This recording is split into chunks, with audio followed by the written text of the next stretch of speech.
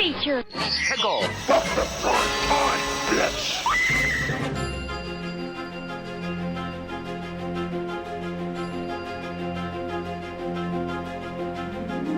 Hey guys, what's going on? You are listening to Botched Roll, only on ThisWeekInGeek.net. I'm your host, Mike the Birdman, and this is the show where I talk about the tabletop role-playing game hobby. It could be stories of RPG past, it could be my thoughts on current game, could be stuff happening in the industry, could be people from the industry. You just don't know what's going to happen on this show.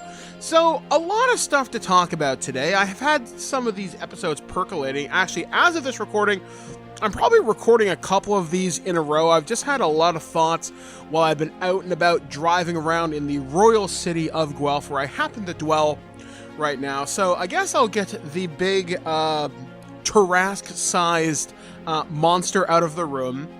And that is, I'm going to be launching a Patreon and my own Dungeon Master for Hire service. I have found a website that I can use where you can potentially play with me, and up to you, I think between 4 and 6 of your friends, and I can be a storyteller for a variety different of games. I've already ran a couple of them, and I've already started to get some reviews in for that, where I ran a Dungeons & Dragons 5th edition game where they fought xenomorphs, because you know me, it's Birdman, he loves his crazy crossovers, but they did not see it coming until the chest burster exploded out of the owl bear, and they had Praetorians barreling down on them, and my guys were so good. I am so proud of them for how they handled that. And a big thanks to my friend Jen for taking a risk on me as something that was untested, but I had a fantastic time with that group of people. So I'm hoping to launch that by Free RPG Day. That is June 22nd, 2024, depending on when you are hearing from this episode on the internet. I've actually received some funding for this locally, and I've had some of my games purchased for me. So I've got stuff from Shadowrun. I've got stuff from Dungeons & Dragons. I got Pathfinder 2nd Edition. I have the Avatar The Last Airbender game, though I'm really going to have to go through that series. I got stuff for Battletech. I've got just a lot of really cool stuff, plus my RPG collection I have in the back. My wife Blair has been helping me organize this over the last little while, and as we get closer to Free RPG Day, I will be organizing my shelves, and you'll be able to see all the games that I can offer, but I also have a bunch of games from some of the partners that I've worked with throughout over the years. So hey, it could be Doctor Who, could be Rifts, could be Fallout, I don't know. But I will have more information coming about that in the coming weeks. I just may do a little bit of a plug at the beginning of each and every show. And I may be doing exclusive Patreon content for different like podcasts that I can put behind the Patreon subscription tier. But there will be still some stuff here on the main website. So there's always a reason to keep talking about the tabletop hobby in addition to the reviews that I do on there. And I may put reviews on my Patreon for other games and other game systems, stuff like that. But anyway, that's not what I want to talk about today. So a couple weeks ago, I was very fortunate to be invited to go up to GriffCon.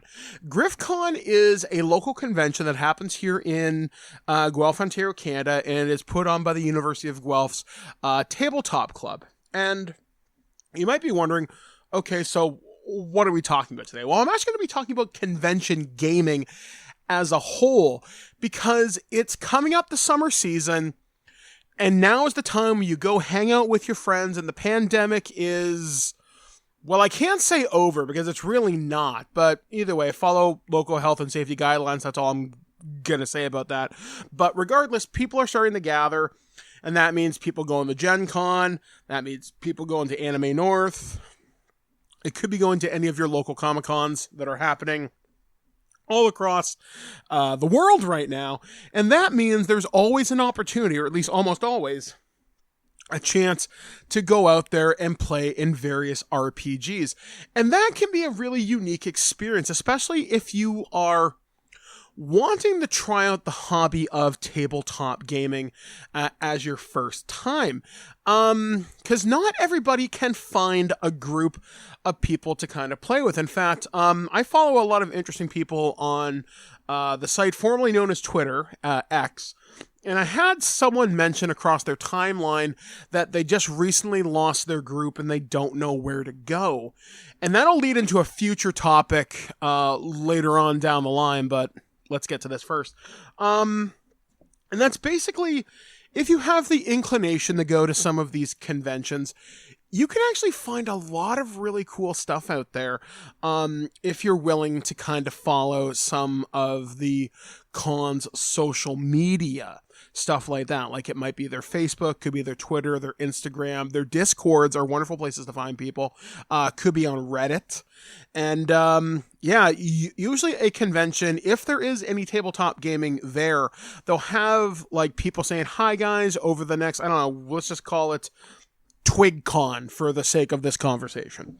So, all right guys, TwigCon happening May 10th till the 12th in wherever Canada. And over the course of 3 days, we got panels, we got guests, we got a dance, and we have RPGs. Cool. All right. What's available? So you would go to the con's website or wherever, maybe their Facebook page, and you might see various different games. And the thing about convention gaming that I really like is it's usually a very accessible way to try something.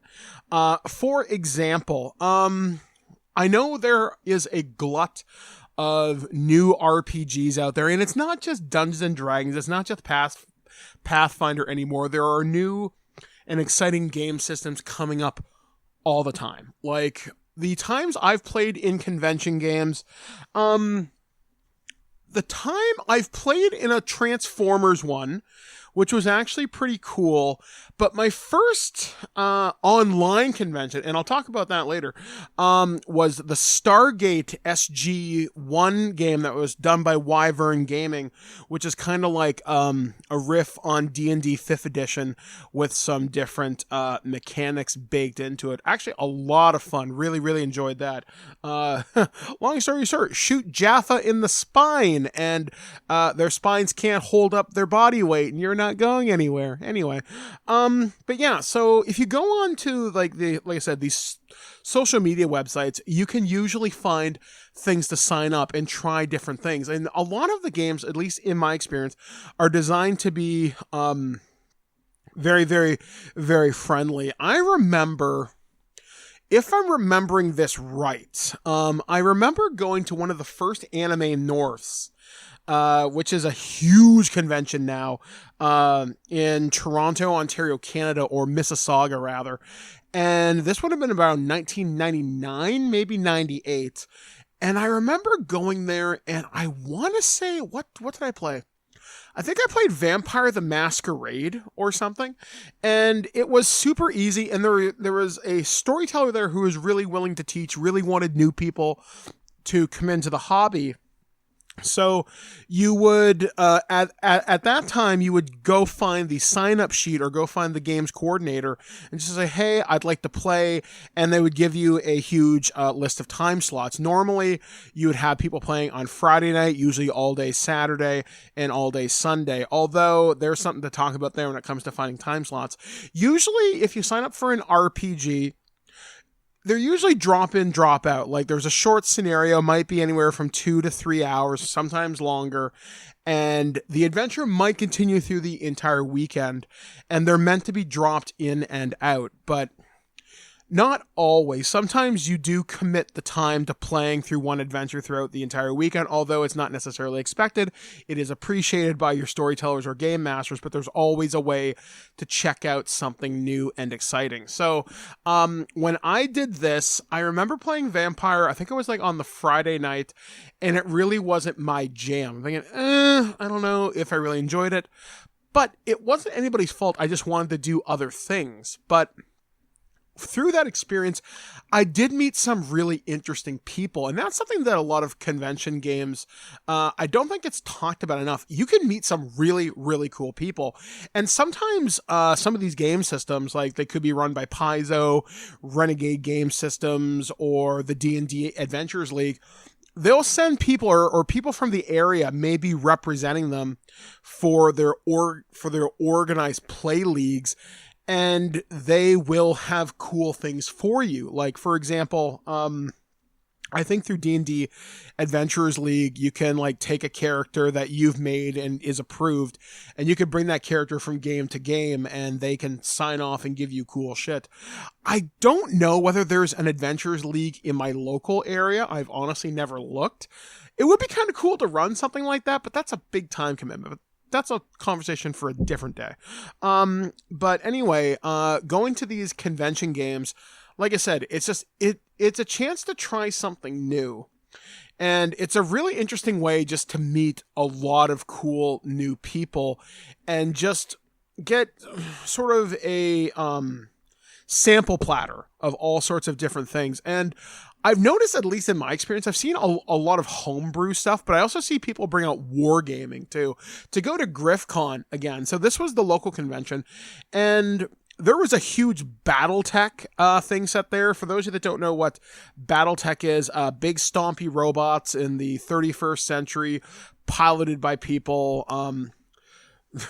I always think of the MechWarrior 3 intro from like 1998 with like huge robotic war machines piloted by men known as battle mechs, and it's ridiculous, but it's really, really, really fun. And it's not as insane as Warhammer, which, man, that fandom, that's a thing. You do you. Not something I'm into, but hey, maybe you are. And it was kind of cool because it was like drop in, drop out, and you could just try to learn this. But there's also vendors there that want to sell you stuff. In fact, sometimes at these conventions, you can actually meet the developers behind some of these games. And this was kind of cool. This was my first experience being recognized for something out of my industry. Like, typically you know me as a podcaster and a broadcaster. Now I'm known for activism and writing, but I got recognized for the writing because I've mentioned on the podcast before, I've written for Star Trek Adventures 2nd edition rulebook that comes out this summer at Gen Con. I think you can pre-order it now, and I don't know when the digital release is coming out, but either way, I'm in it. And the guy who designed Big Eye Small Mouth, which is the anime-inspired role-playing game, which is actually designed and built right here in my own hometown of Guelph, the guy recognized me. He's like, "Oh, hey, Mike." I'm like, "Hey, stranger." And he's like, "Oh yeah, hey, I'm Mark. I know your work from the newspaper, but I also know you from some of the industry stuff that you do." I'm thinking, whoa, cool. And because I've only really contributed to the one book, I'm still writing my one thing right now, and I'm hopefully going to finish it as of this podcast. But it was kind of cool. But yeah, you can meet these people and you can ask them questions too, which is kind of another side of conventions too. It's a chance to meet the people behind the game design, which is really kind of neat. And that's why going to RPG-focused conventions like a Gen Con, you could run into people like Matt Forbeck. You could run into, I think, some of the Gygax kids are still alive. You could run into Ed Greenwood, the guy who basically made Forgotten Realms come to life. You could run into any number of these people. You may run into the people from Critical Role for who knows. I don't know, maybe Matt Mercer's hanging around. I'm pretty sure Dragon Con has a very strong tabletop presence. I've never been. I seem to recall PAX having a pretty big one, but it's more video game focused, but it really wouldn't surprise me if they have included a lot of tabletop stuff now. Again, the last time I was at PAX was like 2012, so it's been obviously like over 10 years. Man, I miss that convention so goddamn much. But that's another thing too, to talk about making your own fun. If you are an experienced game master, and even if you're not, you can approach conventions in your local area. Because like I approached GriffCon to run some stuff, and I said, "Hey, I want to run this. Do you have any kind of tabletop?" And they're like, "Yeah, sure, come on out." And again, people come to you, and organizing con games can be... I've just said they're easy to sign up for, but running them can be a different story. And I'm not saying that to discourage you, but you have to sometimes be willing to communicate with people constantly. And for example, in my games, I had one guy who was really excited to play. He gave me a really cool concept. He already had the books, which was wonderful. And we were able to collaborate on this really awesome Transformer thing. He was like a Decepticon Power Master who was like a mini cassette. So he was like Soundwave's tapes, but not. But he knew. And I guess when you're setting up convention stuff, a lot of prep, if you're preparing to run this thing, obviously a lot of stuff has to happen. And I'm not a person who uses maps and minis. That's not my style, although I'm trying to learn that at age 42. Let's see what I can do. I'm used to playing theater of the mind. But one of the advantages of playing at a convention is usually you have tons of space. Like they'll give you panel rooms or hotel rooms, because typically that's where you play, are in these huge hotel room like halls. They'll have these giant tables, so you can bring out your battle maps and your minis and everything, and you can really do some really cool stuff. And it's a great way to encourage tactical gaming, and just, you know, people like to move stuff around a map. But that also means you have to bring maps, you have to bring minis, and that means you have to bring books. And one of the things I'm learning right now as part of my prepping for my DM for hire service is I have to carry a new bag, and carrying that on a wheelchair is a bit of a pain in the ass. But so here's what I'm currently doing. So my wife Blair found this wonderful side bag, and it's meant to be luggage, and it comes with multiple bags within bags. It's almost like a fucking TARDIS. But I was able to put all my dice in there, all my hit decks and all my magic item decks, stuff for like wizards and warlocks and druids, stuff from D&D, but I also have stuff for Avatar: The Last Airbender. I've got a thing, and this is something kind of cool, and I'll probably talk about this in like a different tools of the trade or different kind of cool source books. It's a deck of cards that helps you generate random adventures. And considering convention games are likely going to be one-shots, if you don't have anything prepped in the moment, which I highly suggest you do, you can use these to generate side adventures. Or if you just want to, you know, go around and play kind of silly bugger, you can do that too. You can just create an adventure. I mean, if you're really good at improving, which is sort of my thing, because I don't run very many published modules, although convention gaming kind of lends itself to that. Like, if you wanted to play through the Shattered Obelisk for D&D, or Rise of the Rune Lords through like Pathfinder or Curse of Strahd, or The Time Is Now for like Transformers, or one thing that I think would be really cool, and it comes from the company Free League Publishing. They do the Alien RPG. Of course, he's going to talk about friggin' xenomorphs. It's like Birdman. But they have something called the cinematic scenario. And cinematic scenarios are meant to be played in a very short amount of time. As a game master or the game mother, you just have to read the story, and everybody controls multiple characters.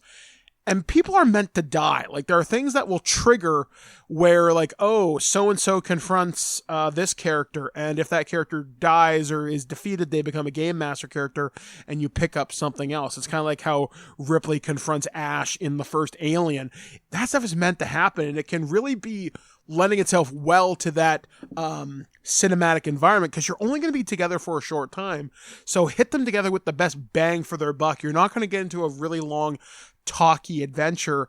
I mean, I would suspect a lot of convention games will probably have a good mix of story, like a pretty cool hook or a pretty neat idea, but it's going to be a lot of dungeon crawly combat, because people want to see those numbers pop up, like in Final Fantasy or Persona or something. But yeah, so if you're going to run a convention game, bring your main books, obviously. Bring a book that's going to get shared around the table. One thing I did is I brought an iPad that had my digital purchases on it. So if I needed to flip through the book, I could pass my physical book around the table, and I could use the iPad or whatever device you have. When you, let's say someone's looking for a specific rule, you can just look it up using the book program that's on your computer, and that's a really good way to say, oh, okay, this is how resistances work, or here's how to do this. Another thing I might recommend is sometimes building pre-generated characters is probably a better idea, so you're not wasting precious convention time. And this is something that I ran into at GriffCon. I love the Transformers role-playing game. I love the Essence 20 system. But building characters without an app like D&D Beyond or the Star Trek Adventures app can be a little cumbersome at first until you get the system down. I think I had it where I could build a character competently in a little under an hour for Transformers, where I'd have their like alt mode designed. I could build them up to level 6. I'd have all their skills and everything, and I could have all their weapons kind of built out. And like, all right, that's cool. But in D&D, I can be like, boop, boop, boop, boop, done, and I'm done in less than like 10 minutes, right? And it's optimally built. Now, not everybody has the resources of Hasbro, but as a game master, coming prepared with optimal party composition, like your strikers, your kind of melee stuff, and just having stuff built out so people can have a good time is fun. And that's another thing too. You really got to think about encounter balance at these convention games. Like, you don't want to be known as the killer DM or the TPK table. But hey, some people dig that. Some people dig getting their asses kicked by friggin' Count Strahd, or, you know, getting their asses stomped by like friggin' kind of Megatron or the Borg or something like that. So again, you have to design your adventures, but that's kind of why I would suggest, if you're going to run a convention game, unless you're super comfortable improving and you're good on the spot at designing adventures, maybe running a publish module might be something kind of fun. Actually, I just thought of this. If you wanted to run something, and I really think this would be great, something like, I think it's called Candlekeep Mysteries for D&D, which gave you like 12 mini adventures. Or I think Tales from the Yawning Portal did this too. And they have different scaled things. But then again, if you want to run one of these tables at a convention, find out whether the game you're playing has a league or some kind of an organized play thing. And the reason I say that is because they'll have pre-made adventures for you. So you don't have to do a lot of anything. The adventure's already made. They may even have pre-generated characters for you, so you can just bring that out to the table and kind of run with it. So that's something kind of neat, and I think that would cut down on a lot of kind of prep time.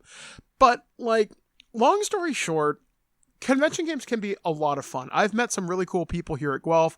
I met a guy named Jamie, who is a tremendously fun guy.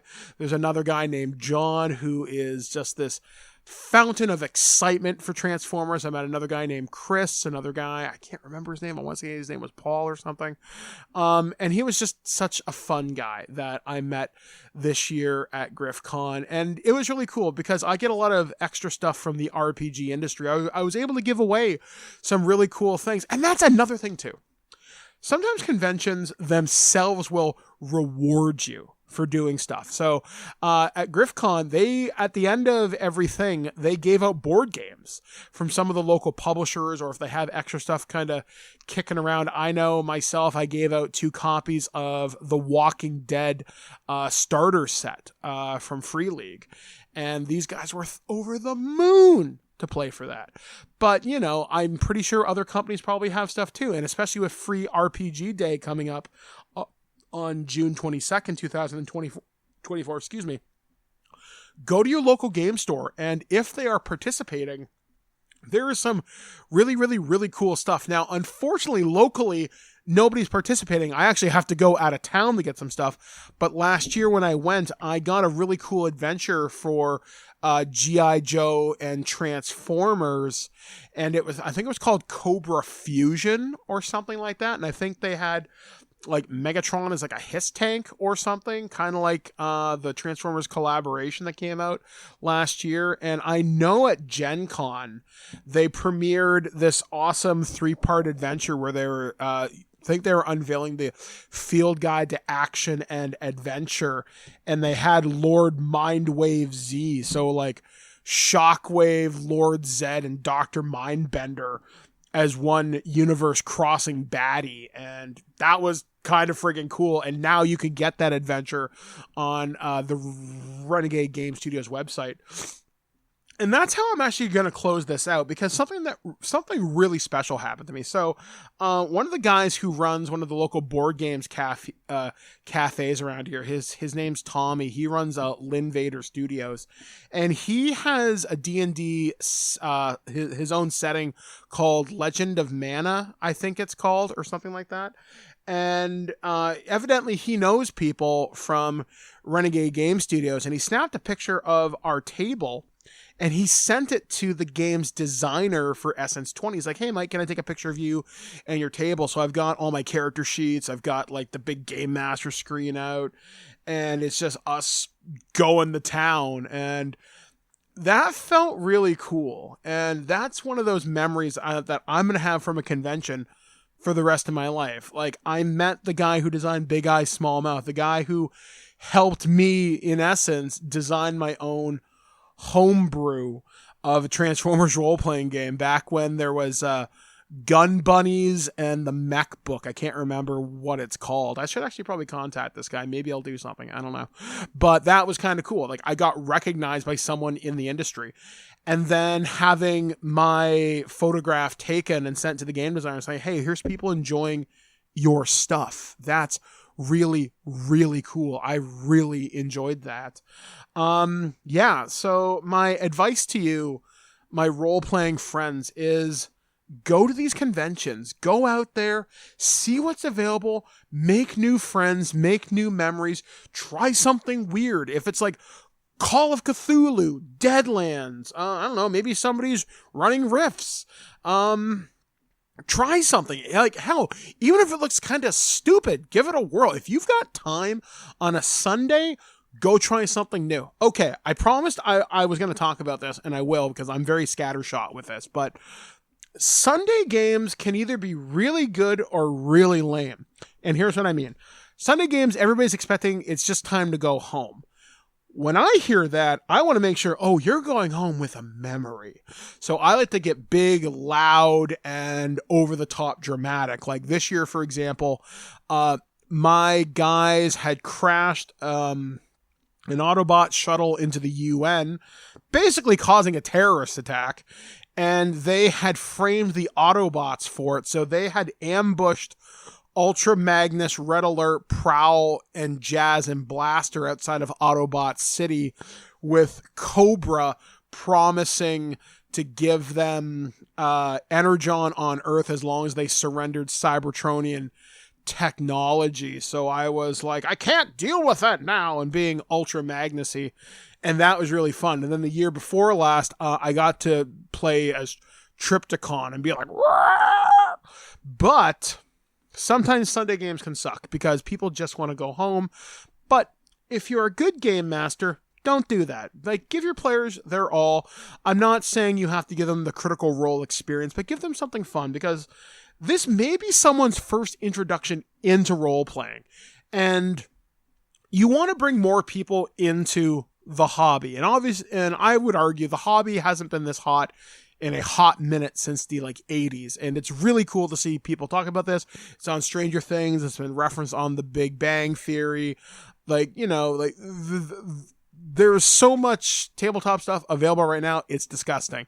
It has entered into the cultural zeitgeist, and I couldn't be friggin' happier for that. So yeah, I mean, go out there, have fun, have adventures, make new friends, try something new, and you're probably going to have fun doing it. Like, whether you're going to be there as a first-time player, do not be afraid. There's going to be new people around the table.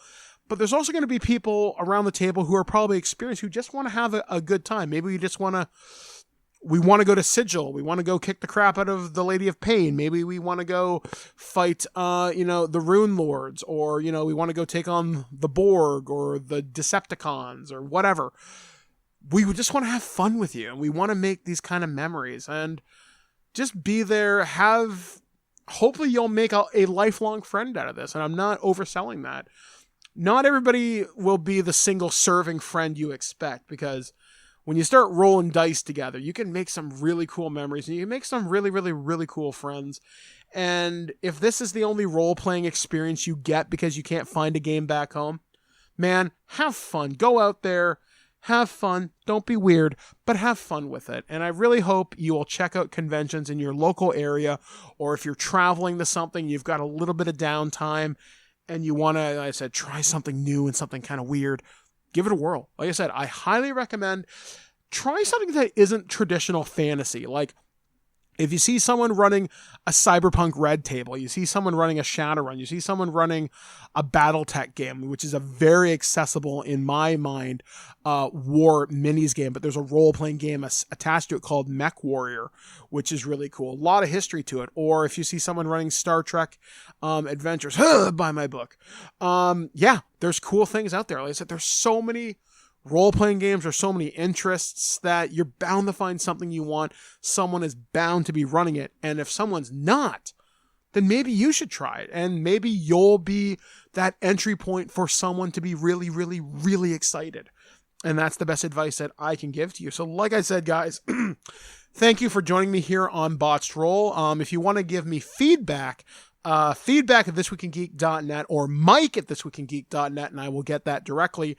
And yeah, so like I said, I'm going to be launching my Patreon before or on Free RPG Day on June 22nd, 2024. And yeah, so next time on the show, I'm going to talk about the benefits of trying something new and different, and not just a new, different type of game, but trying something outside your comfort zone. And you'll kind of get what I mean when I come back to that show. So anyway, guys, this has been Mike the Birdman saying, may all your rolls be with advantage, and may you always get that critical success. At no point in your rambling, incoherent response were you even close to anything that could be considered a rational thought.